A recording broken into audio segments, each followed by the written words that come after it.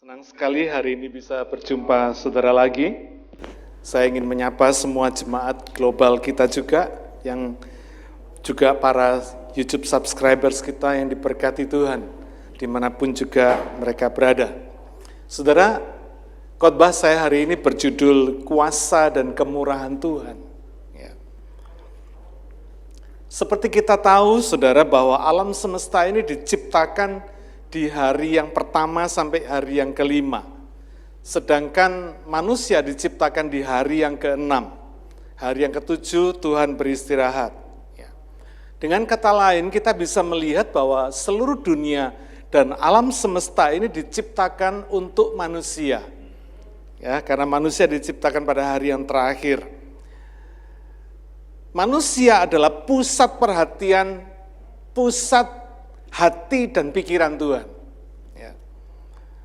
Karena itu sebetulnya tidak perlu ada yang dikhawatirkan dalam hidup ini. Karena kita tahu bahwa kita semua ada di dalam pusat perhatiannya. Ada di dalam hatinya, ada di dalam pikirannya. Ya. Dia lebih memikirkan kita jauh dibanding dengan kita memikirkan Tuhan. Karena itu sudah seharusnya kalau kita menyadari hal ini, kita hidup ini mestinya diperuntukkan dan dipusatkan kepada Tuhan. Ya. Kita harus mengasihi Dia lebih dari apapun juga yang ada di dunia ini. Karena kita sadar kita ini hidup di dalam kuasa dan kemurahannya yang luar biasa. Ya. Nah, pagi hari ini kita akan membahas bagaimana kuasa dan kemurahan Allah itu dinyatakan di dalam kehidupan umatnya. Mari kita belajar dari pemazmur. Kita buka Mazmur 147, ayat yang pertama sampai dengan ayat yang ketiga. Poin yang pertama, bagaimana Tuhan menyatakan kuasa dan kemurahannya dalam hidup umatnya. Yang pertama, Dia membangun, Dia mengumpulkan, dan Dia menyembuhkan. Ini yang Tuhan lakukan. Mazmur 147 ayat 1 sampai dengan 3. Haleluya, sungguh bermazmur bagi Allah kita itu baik, bahkan indah dan layaklah memuji-muji itu. Tuhan membangun Yerusalem, Ia mengumpulkan orang-orang Israel yang tercerai-berai, Ia menyembuhkan orang-orang yang patah hati dan membalut luka-luka mereka. Luar biasa, saudara ya. Saudara, Mazmur pasal yang pertama kalau kita baca, itu menunjukkan ada dua golongan orang. Yang pertama orang benar, yang kedua orang fasik. Ya. Orang benar di dalam Mazmur 1 dikatakan adalah orang yang kesukaannya ialah Taurat Tuhan, yang merenungkan Taurat itu siang dan malam. Nah, di dalam Mazmur 147 ini, orang benar itu adalah orang yang suka bermazmur, orang yang memuji-muji Tuhan. Ya. Saudara, manusia sering taking for granted untuk urusan kuasa dan kemurahan Tuhan ini.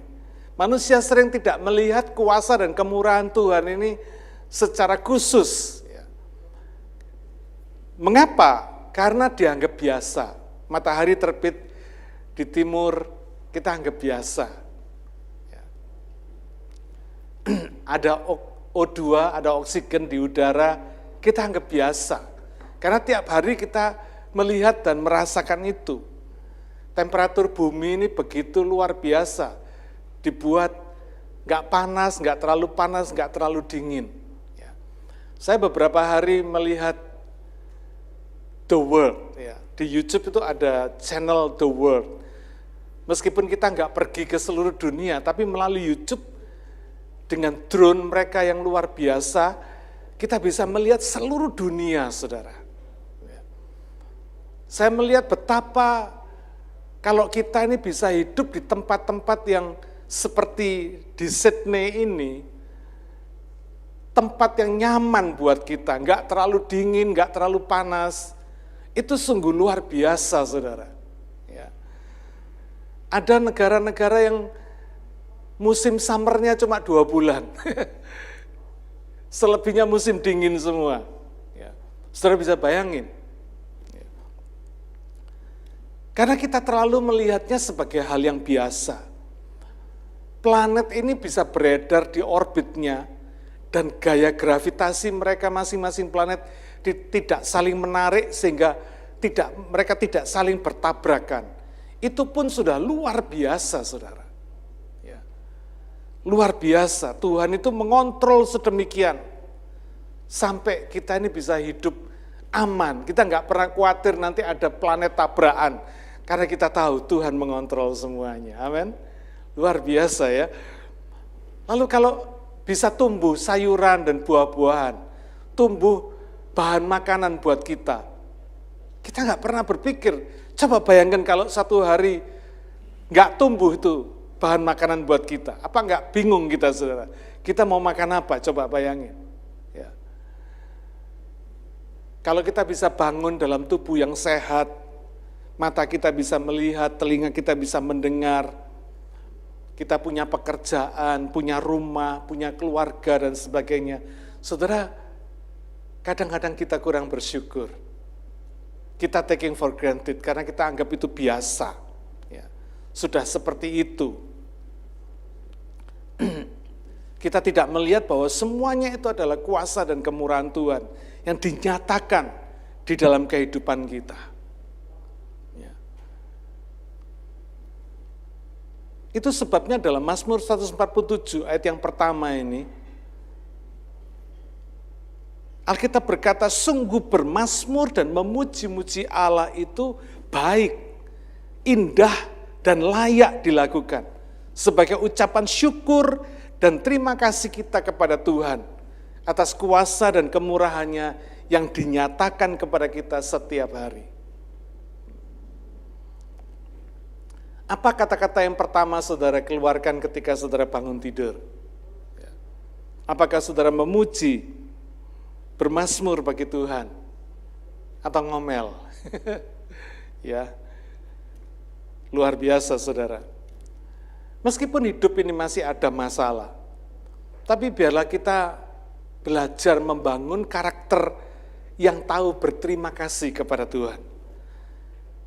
Marilah kita membangun hidup ini sebagai satu ucapan syukur kepada Tuhan.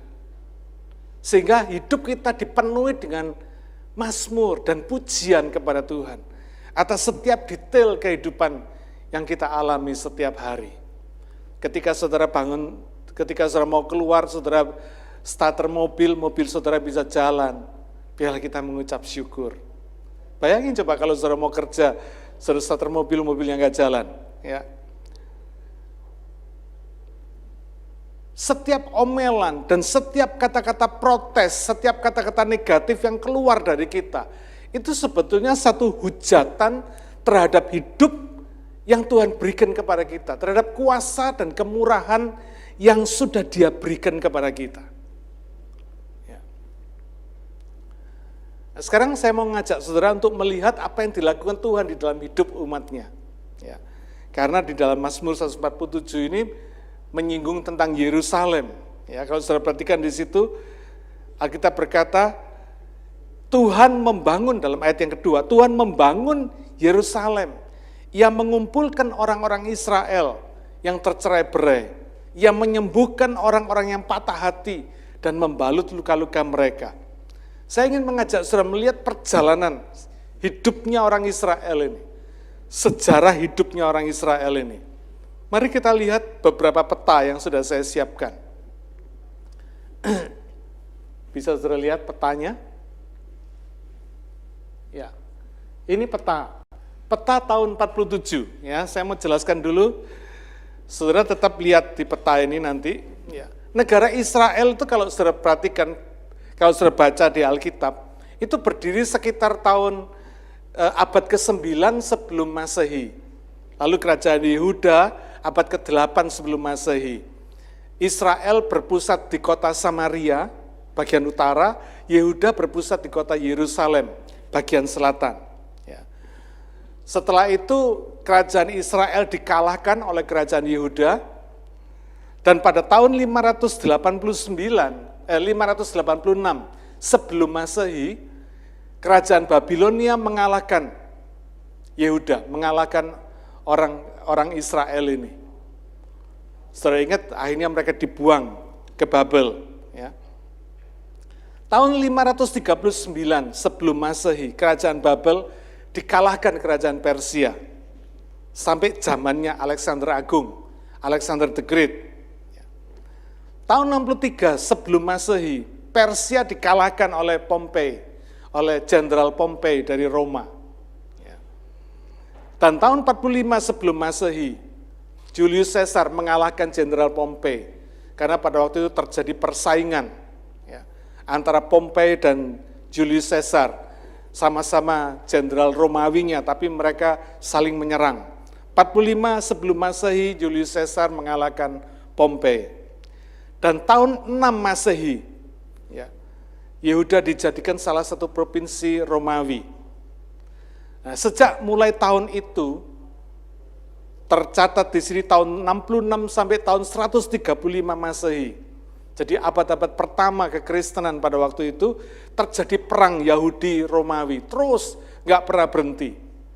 Terjadi pemberontakan orang Yahudi terhadap Romawi, karena Romawi menjajah orang Yahudi. Akhirnya tahun 70 Masehi, Herodes,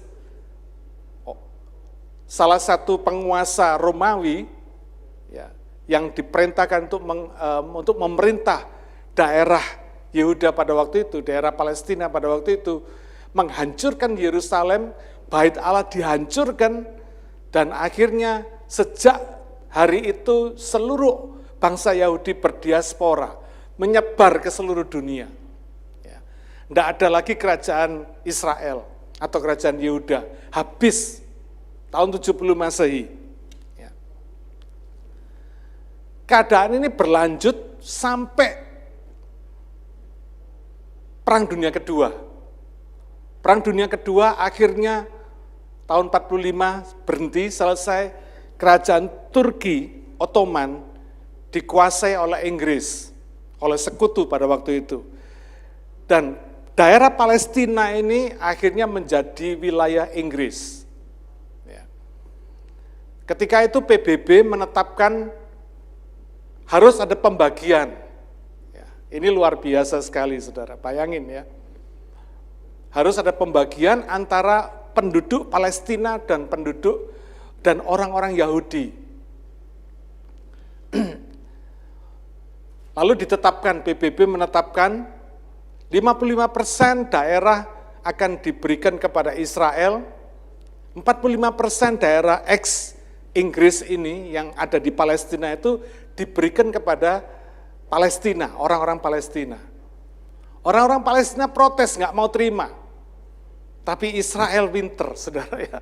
Di tengah keadaan yang chaos seperti itu, dia mendeklarasikan kemerdekaannya. Tanggal 14 Mei tahun 1948. Bayangin ya, dihancurkan dari Yerusalem tahun 70 Masehi sampai tahun 1948. Hampir 2000 tahun, saudara ya. Mereka bisa mendeklarasikan kemerdekaan Israel. Luar biasa. Israel lihai, saudara. Dia bilang yang penting gua merdeka dulu, katanya. Dapat 55% nggak apa-apa, dia nggak protes, dia terima 55% daerah Palestina, dia kuasai. Nah, kalau saudara lihat di situ, ini tahun 47 ini. Ya.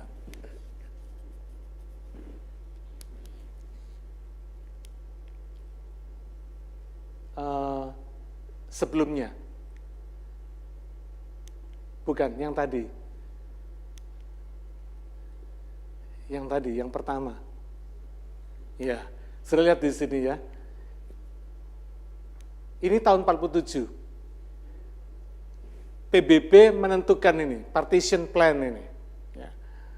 Daerah yang ini, yang abu-abu ini, itu adalah daerah Palestina. Daerah Israel yang diberikan kepada Israel. Daerah yang coklat ini, daerah yang diberikan kepada Palestina. Orang Palestina nggak mau terima, saudara. Ya. Tahun 48, ketika Israel mendeklarasikan kemerdekaannya, 14 Mei Israel merdeka, mendeklarasikan kemerdekaan. Tanggal 15 Mei, 1 hari setelah kemerdekaan, diserang, saudara. Ini lihat, ya, diserang.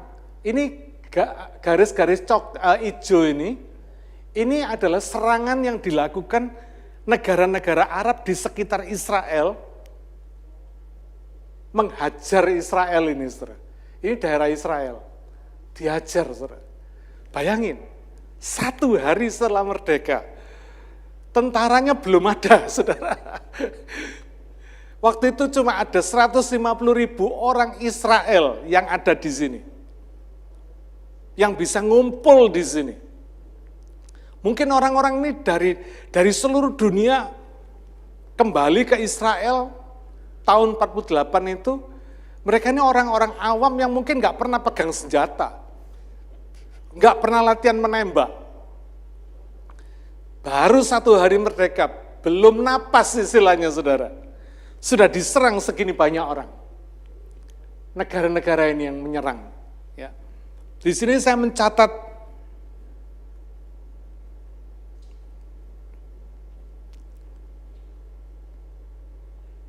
yang nyerang itu adalah negara-negara Mesir, Irak, Suriah, Yordania, Lebanon, Arab Saudi, Yaman, Liga Arab, Persekutuan Arab, dan Sudan. Ini negara-negara besar, saudara, yang ada di sekitar Israel. Nyerang ini, masuk ke Israel. 15 Mei tahun 1948, perang terjadi. Tanggal 20 Juli tahun 1949, 1 tahun lebih perang ini terjadi. Yang dikenal dengan Perang Arab Israel yang pertama. Akhirnya perang ini dimenangkan oleh Israel. Ya, luar biasa.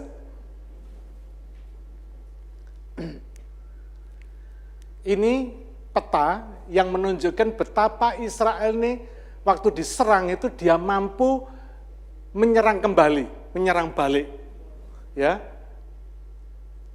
Garis-garis coklat ini serangan balik Israel kepada negara-negara besar ini yang mengeroyok Israel, negara kecil dikeroyok negara besar segini banyaknya. 20 Juli menang. Saya nggak bisa bayangin, saudara. Ya.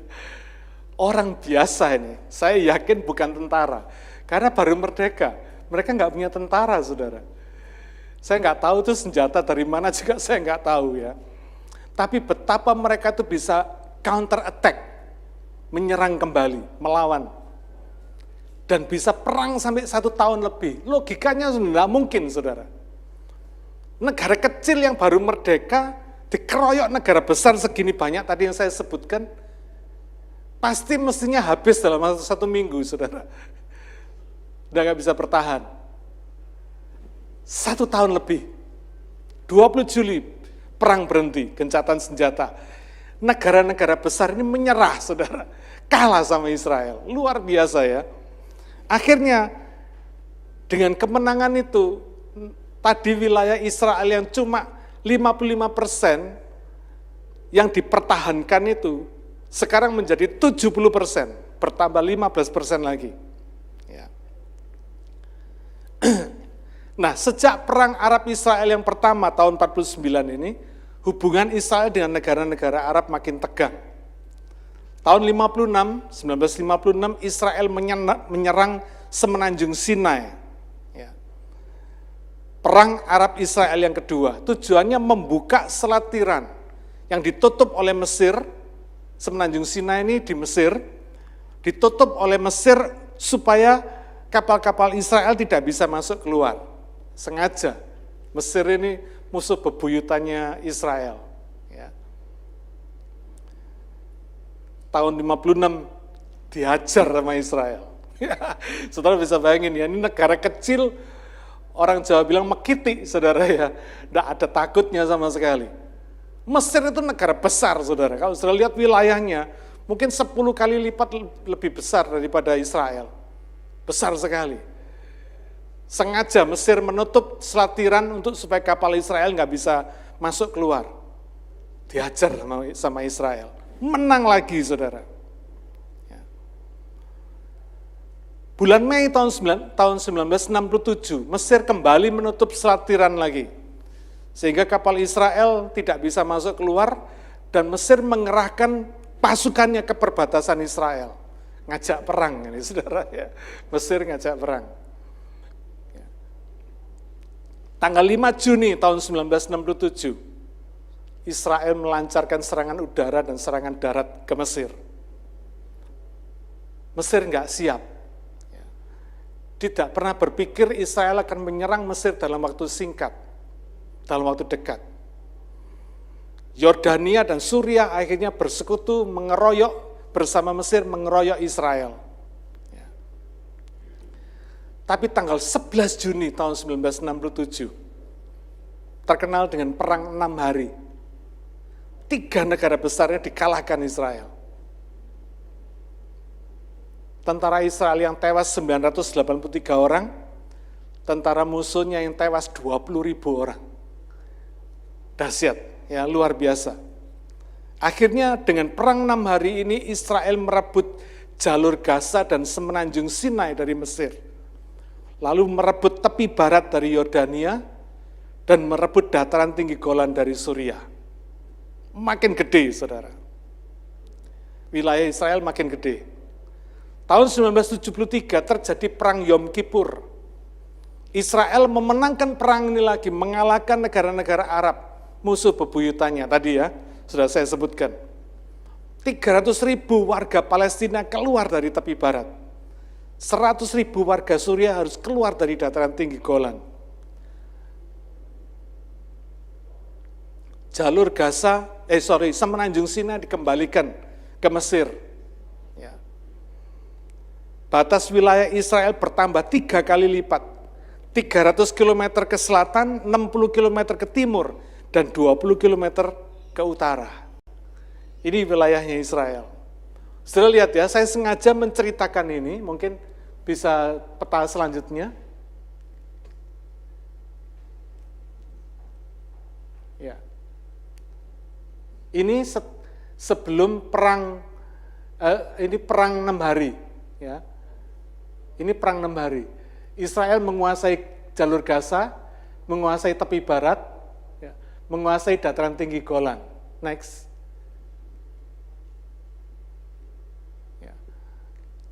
Ini historisnya. Dari yang sekian banyak ini adalah Palestina, negara Palestina, 44% ini yang direncanakan PBB, United Nations. Ini akhirnya setelah perang tahun 67. Jadi kekuasaan Israel ini yang putih ini, saudara ya. Yang Palestina tinggal yang hijau sedikit ini, ya, tinggal 22%. Dan sekarang tahun 2020, tahun lalu sudah, daerah Palestina tinggal ini, tinggal yang sedikit ini. Yang ini nggak komplit ya, tinggal sedikit-sedikit yang terpecah-pecah ini. Hebatnya Israel. Ya. Saudara, betapa kalau kita lihat, betapa Israel itu sangat diberkati oleh Tuhan. Ya. Siapa yang bikin Israel begitu perkasa dan tak terkalahkan? Kalau bukan Tuhan, Allah yang Maha Kuasa. Tuhan yang berkuasa. Tidak ada ceritanya negara kecil segitu dengan kekuatan yang terbatas, manusia, penduduk, populasi yang terbatas, bisa mengalahkan negara-negara besar yang sudah settle ratusan tahun, sudah settle tentaranya, sudah settle segala peralatan perangnya. Kalau bukan Tuhan yang luar biasa, Tuhan Allah Israel. Akhirnya hari ini kita tahu bahwa Yerusalem menjadi ibu kota negara Israel. Bayangin saudara ya, hampir 2000 tahun. Negara yang sudah hilang, kembali kepada strukturnya, kembali kepada eksistensinya. Makanya Alkitab mengatakan Tuhan membangun Yerusalem. Wow. Saudara, ini bukan 20 tahun. Bukan 200 tahun. 2000 tahun, saudara. Israel bisa kembali eksis di bumi ini. Negara yang sudah hilang di peta, hilang di bumi ini, balik, saudara. 2000 tahun. Lalu dikatakan Tuhan juga mengumpulkan orang-orang Israel yang tercerai-berai di seluruh dunia. 2000 tahun itu lebih dari 20 generasi, saudara. Kalau kita hitung 100 tahun aja, satu generasi, ini lebih dari 20 generasi. Bisa dikembalikan sama Tuhan ke eksistensinya semula.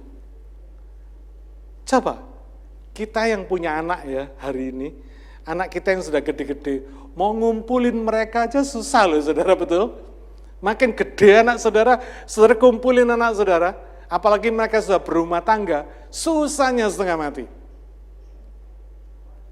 Ini orang yang sudah tercerai-berai ke seluruh dunia, berdiaspora ke seluruh dunia, dikumpulkan Tuhan setelah 2000 tahun. Kalau bukan tangan Allah yang kuasa dan kemurahannya yang besar, tidak ada yang bisa mengumpulkan orang Israel lagi seperti itu. Ya.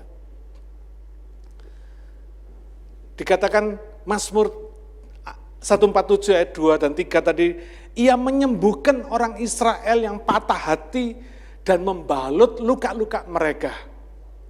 Ya. Saudara, orang Yahudi itu setiap tahun ketika mereka berdiaspora di seluruh dunia, setiap tahun itu selalu berkata, tahun ini kami di sini, tahun depan kami di Yerusalem. Dan ini dipelihara setiap tahun selama 2000 tahun. Betapa cita-cita mereka untuk memiliki negara kembali, untuk eksis lagi.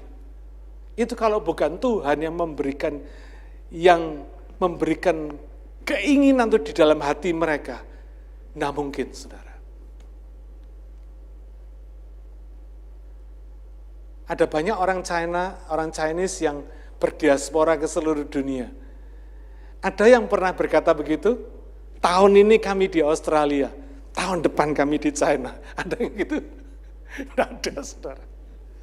Cuma orang Israel, orang-orang Yahudi ini, luar biasa mereka itu begitu mencintai, begitu setianya kepada tanah leluhur mereka. Tahun ini aku di sini, tahun depan aku di Yerusalem. Wow, luar biasa. Mungkin setiap tahun mereka mendengar betapa kerajaan-kerajaan ini mengambil alih Palestina, tempat tanah leluhur mereka. Mungkin kuburan-kuburan nenek moyang mereka sudah tidak karu-karuan. Ya. Sudah diinjak-injak oleh bangsa-bangsa asing, dijajah oleh berbagai bangsa, mulai dari Babil sampai Persia, dikuasai lagi oleh Roma, ya. Sampai Turki. Wow. Bayangin, saudara, ketika mereka dikembalikan sama Tuhan, seolah-olah Tuhan itu membalut luka-luka hati mereka, menyembuhkan mereka. Tuhan yang penuh kuasa dan kemurahan itu membuat cita-cita mereka selama 2000 tahun tercapai. Karena itu hari ini kalau saudara punya masalah, kalau saudara sedang struggle, sedang bergumul di dalam satu keadaan, dalam satu situasi, dalam satu persoalan, ingat, jangan pernah putus asa. Amin. Jangan pernah kecil hati, karena Allah yang kita sembah itu setia. Dia jaga, dia tahu setiap pengharapan umatnya, dia tahu setiap kerinduan hati anak-anaknya. Dia mendengar semua pergumulan kita. Dan dia bikin pergumulan itu boleh nyata.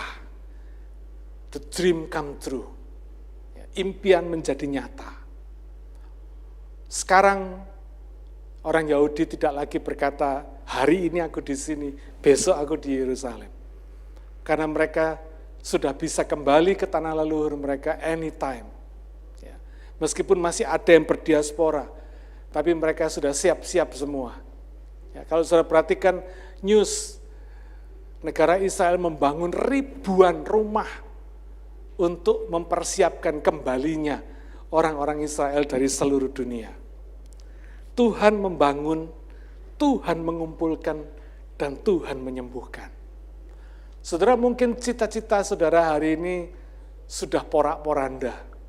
Mungkin sudah berkeping-keping. Ya. Ada yang sudah mungkin terlupakan. Tapi Tuhan tidak pernah lupa kerinduan hati kita. Tidak pernah lupa doa kita. Meskipun kita sudah lupa, Dia tidak pernah lupa. Amin. Dia akan menjadikan semua pergumulan saudara, kerinduan hati saudara, jadi kenyataan. Apa yang dibutuhkan di sini? Kesetiaan. Bagaimana orang-orang Yahudi ini setia memegang janji Tuhan.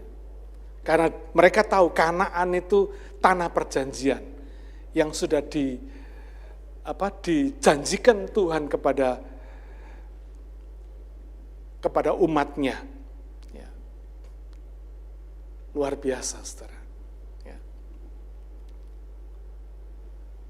Yang kedua, kuasa dan kemurahan Tuhan itu dinyatakan dengan memberitakan firman, ketetapan-ketetapannya dan hukum-hukumnya kepada umatnya.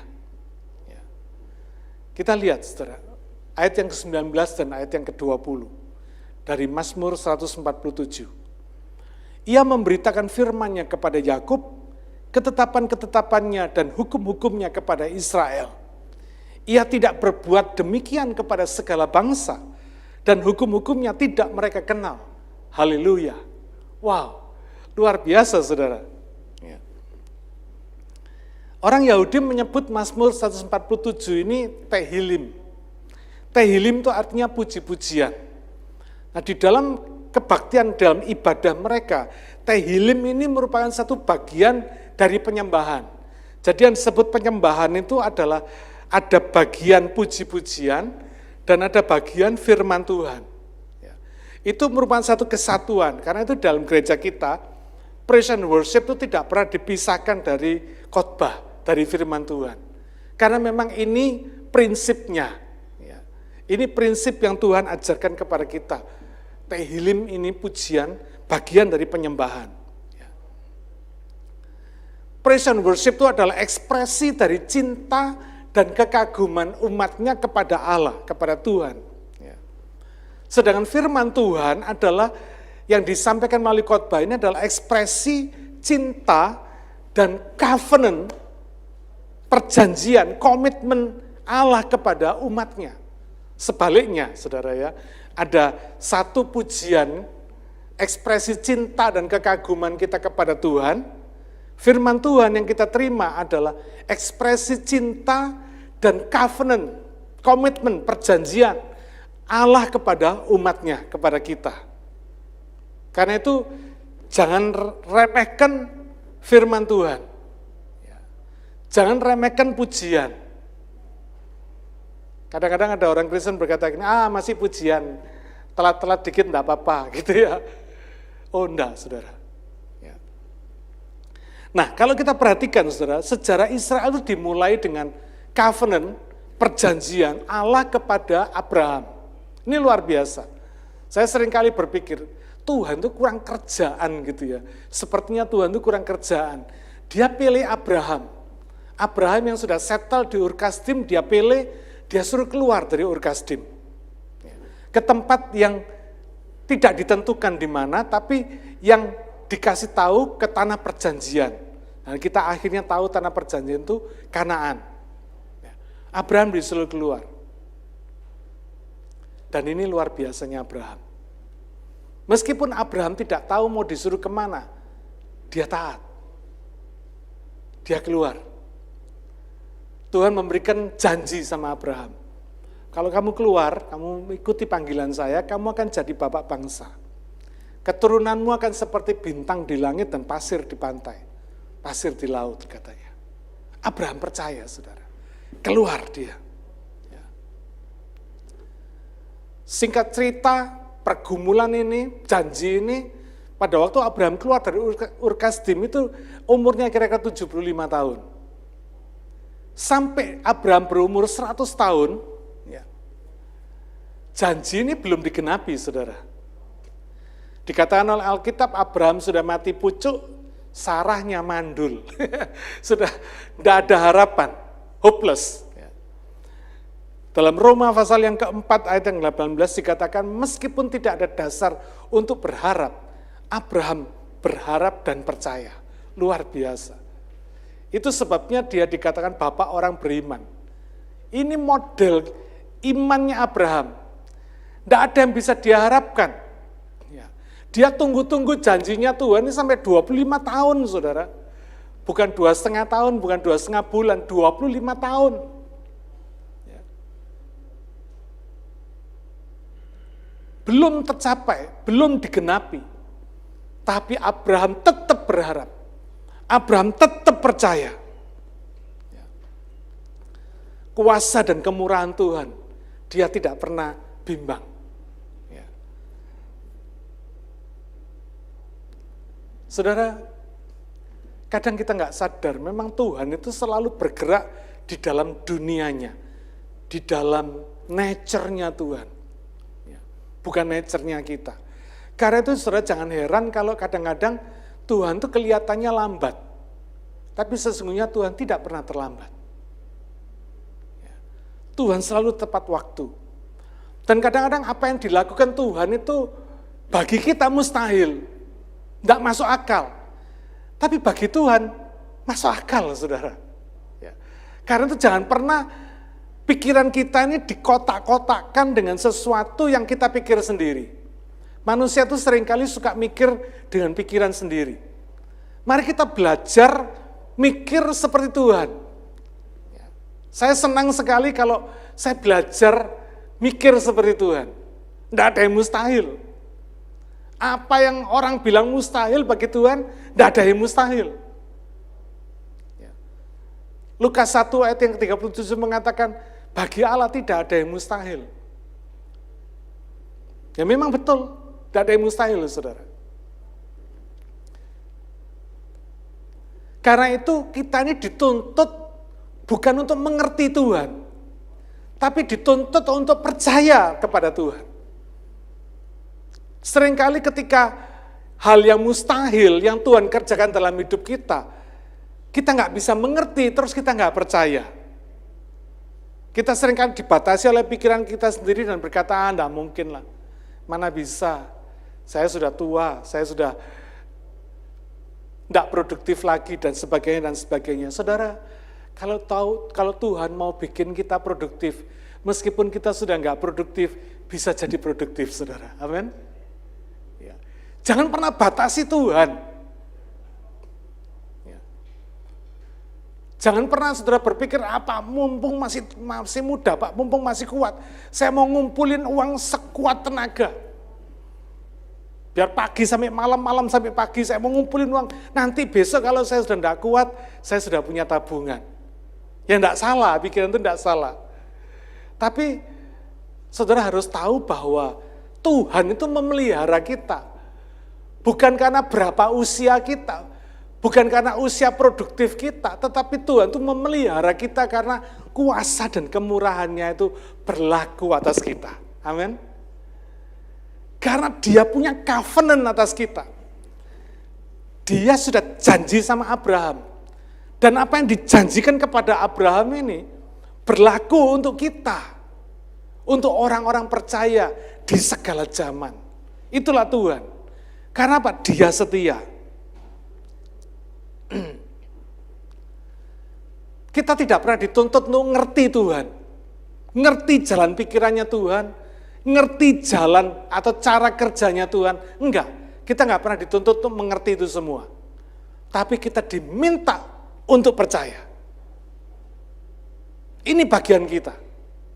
Kadang-kadang kita ini bagian kita nggak lakukan, tapi kita mau melakukan apa yang sebetulnya bagiannya Tuhan. Kita mau ngerti Tuhan. Saya belajar membatasi pikiran saya untuk tidak berusaha mengerti Tuhan. Mengerti firman-Nya ya, gitu ya. Karena firman-Nya sudah diberikan. Tapi kalau ngerti Tuhan, saya tahu saya nggak bakal bisa ngerti Tuhan. Yang penting saya percaya. Amin. Ini yang paling penting, saudara.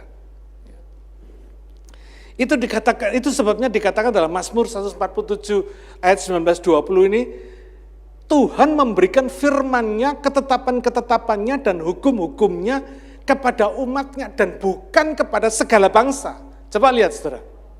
Tuhan tuh deklarasinya tuh jelas. Ya. Kalau saudara perhatikan Alkitab tuh selalu jelas. Nggak pernah Alkitab itu bias, itu nggak pernah. Tuhan tuh selalu tegas. Firman-Nya diberikan kepada umat-Nya, kepada orang percaya. Kepada anak-anaknya, bukan kepada segala bangsa. Karena itu tidak heran kalau banyak orang yang tidak mau percaya, tidak heran. Karena memang Tuhan tidak memberikan firman-Nya ini kepada mereka, tapi kepada umat-Nya. Ya. Tidak heran kalau orang dunia ini tidak mengenal Tuhan. Karena memang mereka tidak bisa ngerti firman-Nya, nggak punya firman itu. Yohanes 15 ayat yang ke-16 berkata, bukan kamu yang memilih aku, tapi akulah yang memilih kamu. Dan aku telah menetapkan kamu supaya kamu pergi dan menghasilkan buah. Dan buahmu itu tetap, supaya apa yang kamu minta kepada Bapa di dalam namaku diberikannya kepadamu. Saudara, pemilihan Allah atas umat-Nya itu supaya kita ini hidup berbuah. Hidup kita ini berarti berbuah tetap. Dan supaya apa yang kita minta kepada Bapa itu diberikan kepada kita. Ini tujuannya Tuhan memilih kita. Ya. Ada purpose-nya. Saudara nggak kebetulan dijadikan Tuhan, anak-anak Tuhan. Ada tujuannya. Karena itu hidup kita harus hidup yang berarti, hidup yang betul-betul bisa memenuhi tujuan Tuhan dalam hidup kita. Tuhan berikan firman-Nya, ketetapan dan hukum-Nya ini supaya kita bisa mengenal Dia secara pribadi dan bisa menerima janji-janjinya yang ajaib itu. Setiap janji Tuhan yang diberikan kepada kita itu janji yang ajaib, saudara. Produknya itu ajaib. Surga itu tidak pernah punya produk biasa-biasa. Ya, karena yang biasa-biasa itu ada di dunia. Tapi produknya surga selalu luar biasa. Dan itu yang dijanjikan Tuhan kepada kita. Dan Tuhan memberikan firman-Nya, ketetapan dan hukum-Nya, supaya kita ini bisa menerima janjinya.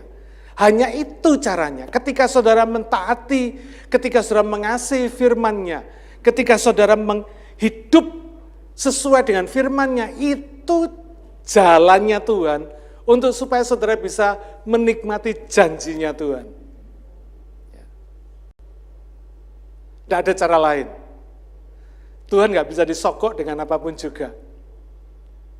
Tapi otomatis ketika saudara menjalankan janjinya Tuhan, saudara menjalankan firman-Nya, maka saudara menerima janjinya. Banyak orang Kristen berkata, oh ya Pak, saya sudah tahu Pak. Saudara tahu firman, itu bukan berarti taat firman. Mentaati firman, percaya kepada firman, itu ketika kita melakukannya, bukan ketika kita mengerti, tapi ketika kita melakukannya. Ketika kita taat, ketika kita mengubah karakter dan hidup kita sesuai dengan firman-Nya. Itu yang dikatakan melakukan firman. Itu yang dikatakan taat. Itu yang dikatakan percaya. Sebelum hidup saudara dirubah, atau sebelum saudara merubah kehidupan saudara sesuai dengan firman, tidak bisa saudara dikatakan saudara percaya firman. Tahu firman, ngerti firman, tapi belum tentu saudara percaya firman. Sampai saudara melakukannya, sampai saudara mengubah kehidupan karakter pribadi saudara sesuai dengan firman, itu baru dikatakan saudara percaya firman.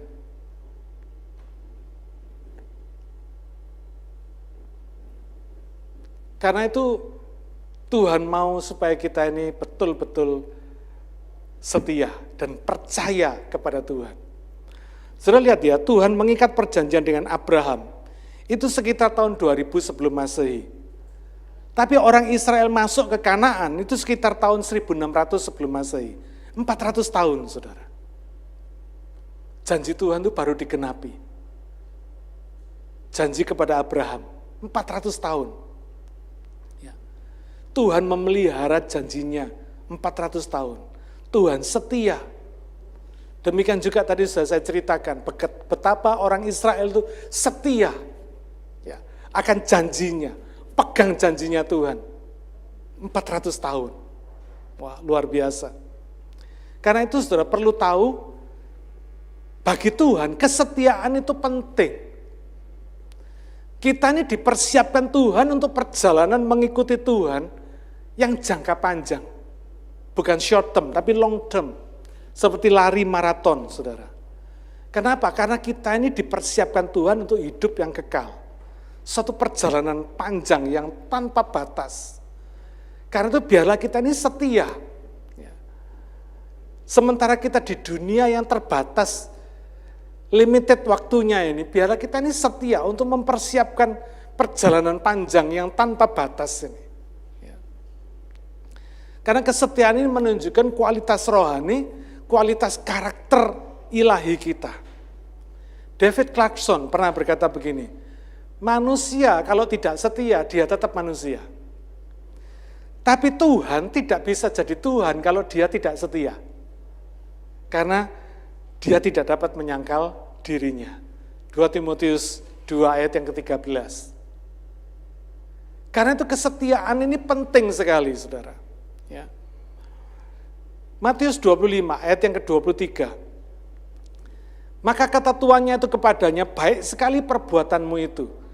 Hai hambaku yang baik dan setia, engkau telah setia memikul tanggung jawab dalam perkara yang kecil, aku akan memberikan kepadamu tanggung jawab dalam perkara yang besar. Masuklah dan turutlah dalam kebahagiaan Tuanmu. Ayat 28. Sebab itu ambillah talenta itu daripadanya dan berikanlah kepada orang yang mempunyai 10 talenta itu. Ayat 29. Karena setiap orang yang mempunyai kepadanya akan diberi, sehingga ia berkelimpahan, bukan cuma punya, tapi berkelimpahan. Tetapi siapa yang tidak mempunyai, apapun juga yang ada padanya akan diambil daripadanya. Saudara, mari kita belajar dari perumpamaan talenta ini. Kita belajar setia dan belajar bertanggung jawab. Mulai dari hal yang kecil sampai hal yang besar. Ya. Karena Tuhan tuh akan memperbesar kapasitas talenta dan kemampuan kita. Otomatis ketika kita ini tanggung jawab, ketika kita ini setia, Tuhan memperbesar kapasitas kemampuan kita. Dan sebaliknya, biarpun kapasitas kemampuan kita besar, jangan sampai Tuhan mengambil talenta kita, karena kita tidak setia dan tidak bertanggung jawab terhadap apa yang Tuhan sudah berikan kepada kita saat ini. Ini pelajaran penting, saudara. Salah satu mata kuliah kehidupan yang tidak pernah selesai sampai akhir hidup kita adalah kesetiaan. Tanggung jawab. Seringkali kita ini mengeluh karena ada tanggung jawab yang harus kita lakukan. Enggak. Kita enggak boleh mengeluh untuk tanggung jawab. Karena kita harus bersyukur, karena kita diberi kesempatan untuk bertanggung jawab. Amin. Apapun yang sudah lakukan, lakukanlah seperti untuk Tuhan, bukan seperti untuk manusia. Karena kita ini belajar untuk bertanggung jawab, belajar untuk setia. Kolose 3 ayat 23. Tuhan tuh memberikan kepada kita apa yang memang semestinya kita terima. Dengan kita melakukan tanggung jawab dan kesetiaan kita selama Tuhan berikan itu kepada kita. Berikan tanggung jawab, berikan talenta itu kepada kita. Coba bayangkan kalau kita nggak diberi tanggung jawab sama Tuhan. Kita ini malah nggak karu-karuan, saudara. Tapi ketika Tuhan berikan kita tanggung jawab, kita ini bisa belajar untuk berdisiplin, belajar untuk setia, belajar untuk melakukan yang terbaik, belajar untuk memaksimalkan hidup kita yang sudah diberikan Tuhan, hidup pada hari ini. Amin. Saya tiba pada kesimpulan, Tuhan menyatakan kuasa dan kemurahannya dalam hidup umatnya dengan cara membangun, mengumpulkan, dan menyembuhkan umatnya. Sehingga kita tidak perlu khawatir meskipun kita berkali-kali gagal, kita belum berhasil, tidak apa-apa. Coba terus, lakukan terus, jatuh bangun lagi. Sebab Tuhan itu setia akan janjinya. Karena itu kita mesti setia. Kalau bapak kita setia, maka anaknya mesti setia. Amin. Yang kedua, Tuhan menyatakan kuasa dan kemurahannya itu melalui firman-Nya. Dia berikan firman, Dia berikan ketetapan-ketetapannya, Dia berikan hukum-hukumnya, supaya kita mentaatinya, melakukannya. Sehingga hidup kita ini berubah, karakter kita berubah. Sehingga apapun yang kita minta kepada Bapa, kita berhak terima. Itulah satu-satunya jalan kita menerima janji Tuhan, melalui firman. Amin. Mari kita berdoa. Bapa, terima kasih. Kasih setiamu sungguh luar biasa dalam kehidupan kami. Kami percaya hidup ini Engkau yang punya. Dan hari lepas hari kami hidup ini karena kuasa dan kemurahan-Mu saja.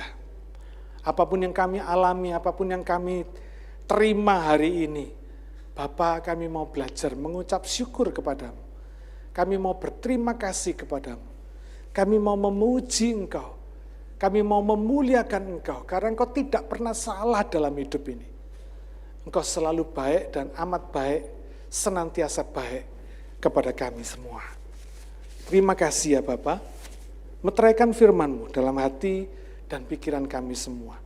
Supaya kami boleh melakukannya dalam ketaatan kami setiap hari. Supaya kami boleh melihat kuasa dan kemurahan Tuhan dalam detail-detail kehidupan kami. Dari hal yang paling kecil sampai yang paling besar. Terima kasih Bapa. Biarlah hati kami bersyukur kepadamu senantiasa. Karena Engkau baik. Di dalam nama Tuhan Yesus, kami berdoa dan mengucap syukur. Amin. Tuhan memberkati saudara.